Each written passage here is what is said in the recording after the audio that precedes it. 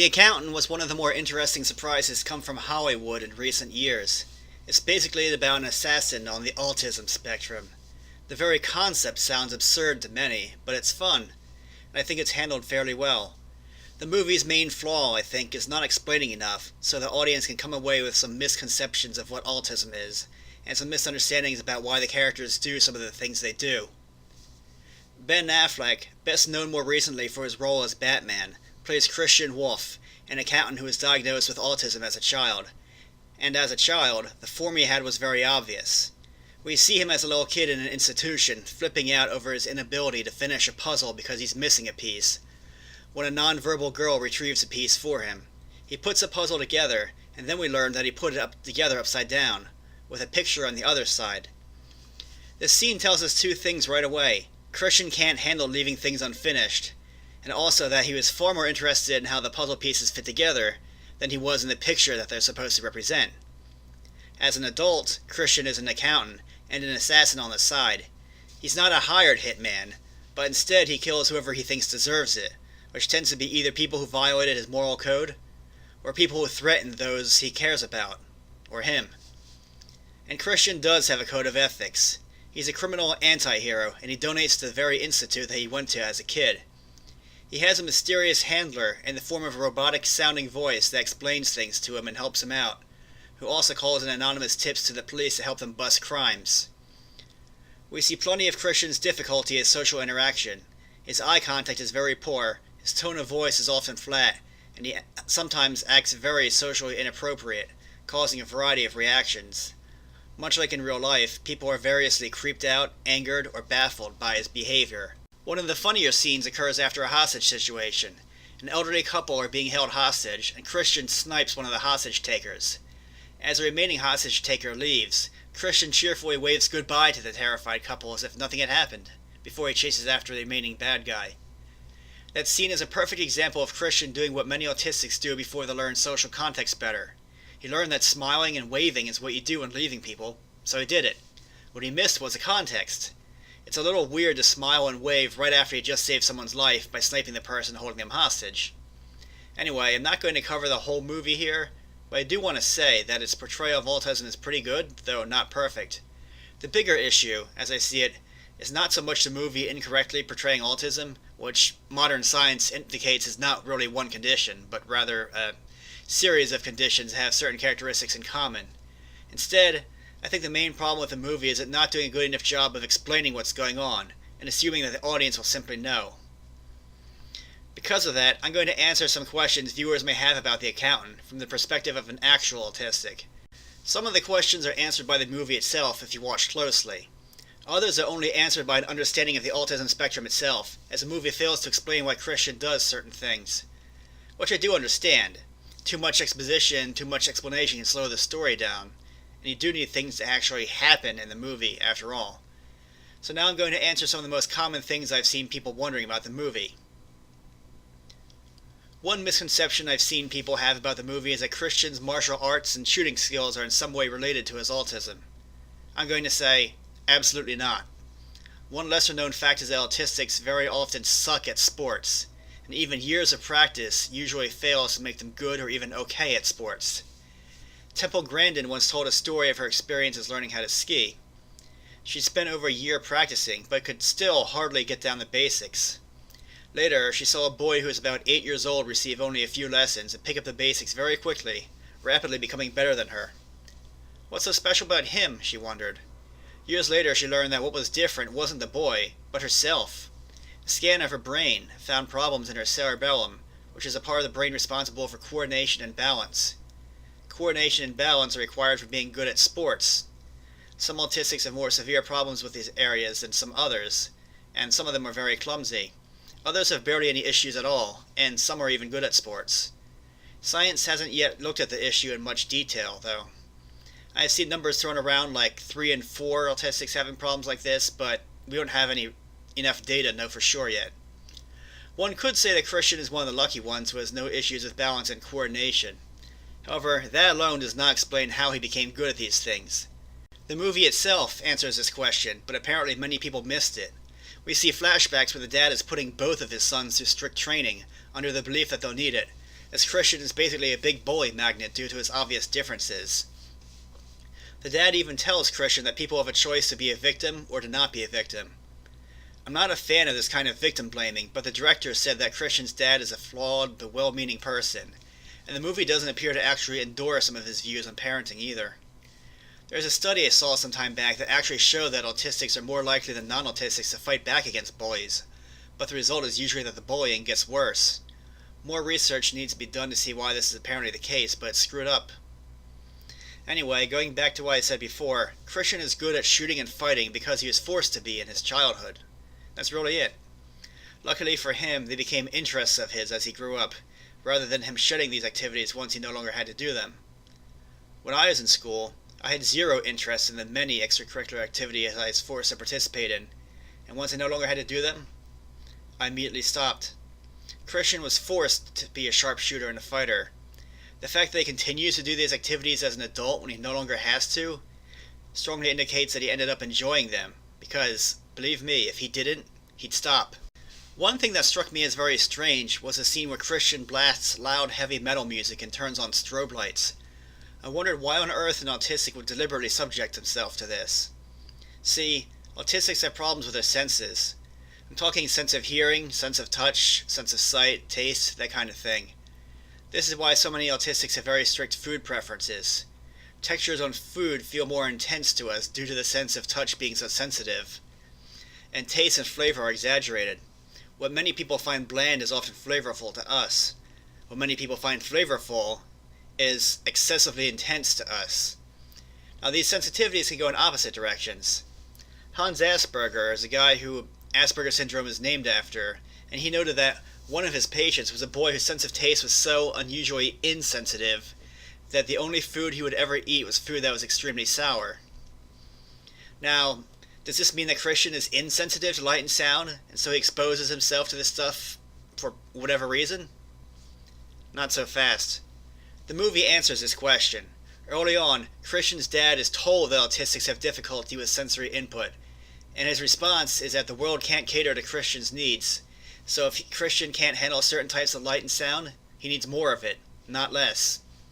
This may sound like good, tough love advice, but the reality is that many adult autistics have told many stories online, many life experiences, about parents they had who felt similarly, ultimately resulting in the autistic breaking down under everything they've been bombarded with. And let's not forget that one difference between what are sometimes called high-functioning and low-functioning forms of autism is the degree to which they are affected by their senses. Here's a real-life example of a quote-unquote low-functioning autistic who is severely affected by his senses. A boy was going for a walk with his caretaker when he suddenly collapsed to the ground, covering his ears. In the distance, a dog was barking. The caretaker could barely hear the dog, but to the boy, the dog's barking was so loud that it might as well be right in his face, because that's how severely intense his sense of hearing was. Because of this, the boy could be considered low-functioning, because even some of the smallest sounds could seriously mess him up. It's difficult to function in society if your senses are that extreme. Now, to that boy, he already is exposed to sensory bombardment every day of his life, and instead of magically gaining the ability to handle it all, like Christian apparently does, it breaks him down. So what makes Christian so different? Is the sensory bombardment he subjects himself to in the movie something that some autistics in real life might actually be able to tolerate? Rather than reducing his sensitivity to loud noise and certain types of light, it's better to say that what he's trying to do is to learn how to tolerate them, to put up with them. It's not much different than being trained to, say, for instance, withstand torture, because that's basically what this is to him. Torture. Christian often comes across as a cold, emotionless person all throughout the movie, except as a child when he's upset, or he throws screaming fits and starts freaking out. So what happened between childhood and adulthood? Did he somehow lose all of his emotions? No. Did he learn to better conceal them? Maybe, but there's another explanation for this that many people don't realize. Emotional overload. Emotional overload, believe it or not, looks like the exact opposite of what it sounds like.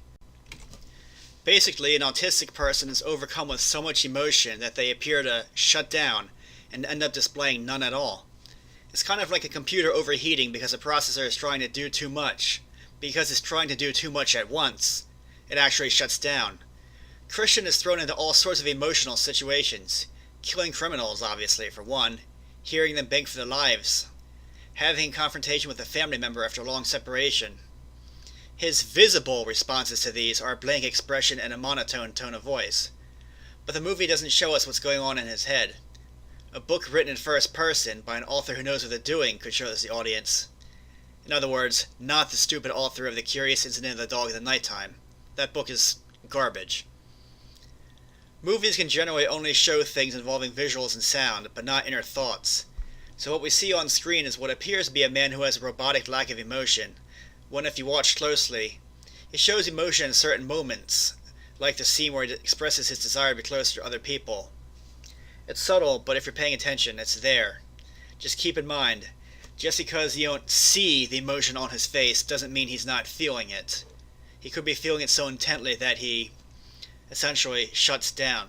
We see Christian's parents being told when he is a child that he will have difficulties with eye contact. What they're not told is why, which is understandable as many of us don't know the exact reason why, to say nothing of that childhood flashback taking place decades ago and even less is known than today.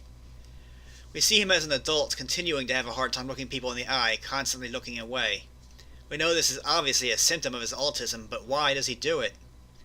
The eye contact thing can be described in a way that may sound odd, but it's kind of simple. Basically, looking people in the eyes is very distracting to us. It tends to sap us of what I'd call mental energy. Energy that can be better spent on things like paying attention to what the other person is saying and thinking of what we're trying to say. Instead, looking people in the eye somehow makes it harder for us to do these things, while additionally creating the problem of worrying about whether or not our own eye contact is normal or not. Basically, if you have to focus on acting normal, then you are not focused on listening, and you're not focused on the conversation you're trying to have.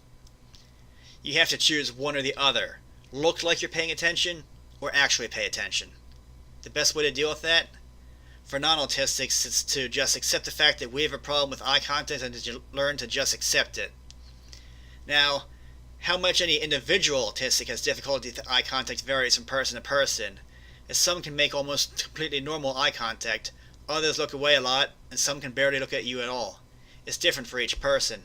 Why did Christian greet the family member who he hadn't seen in 10 years, as if he'd just seen him yesterday? This has happened to me, and I've done it. Once while going for a walk, I was greeted by an ex-high school classmate who, in hindsight, I strongly suspect has undiagnosed autism.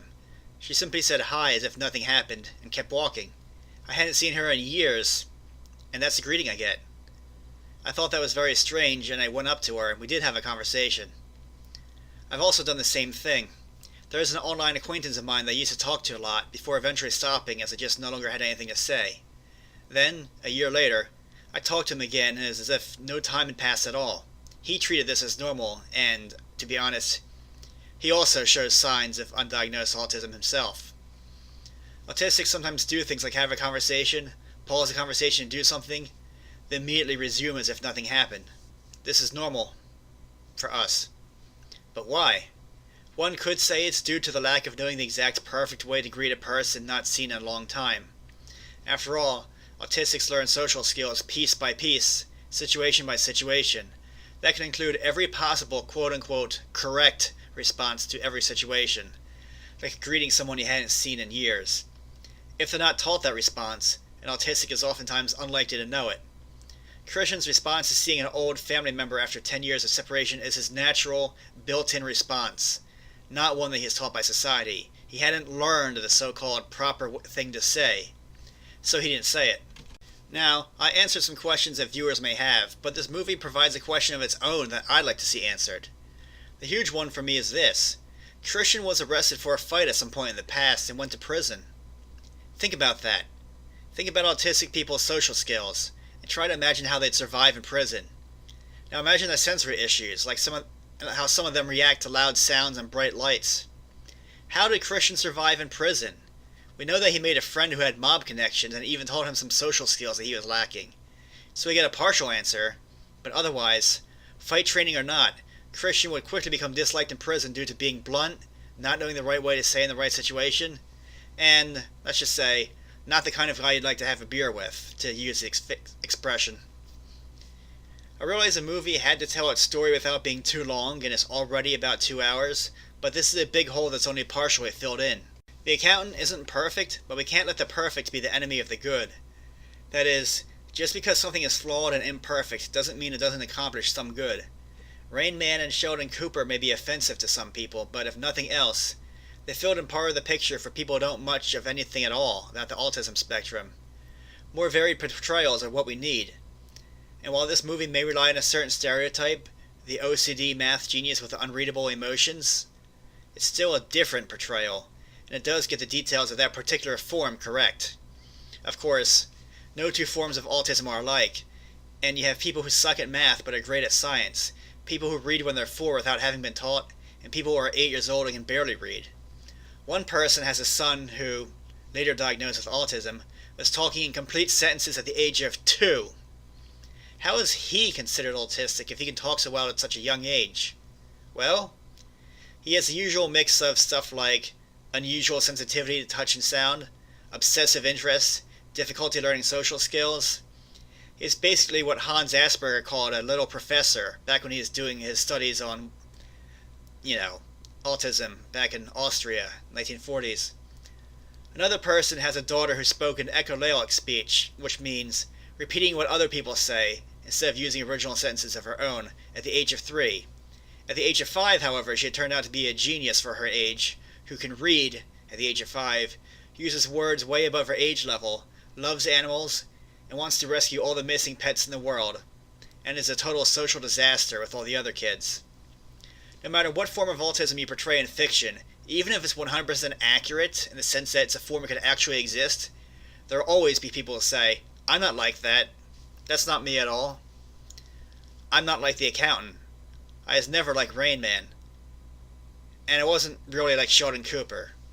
In some ways, I was in the past a little like some of these characters, and I know people who are nothing like them. But people like these characters do exist. And in this case, in that respect, the Accountant's portrayal is very accurate. What do you think? Do you have any questions you'd like to ask? Leave your thoughts in the comments below.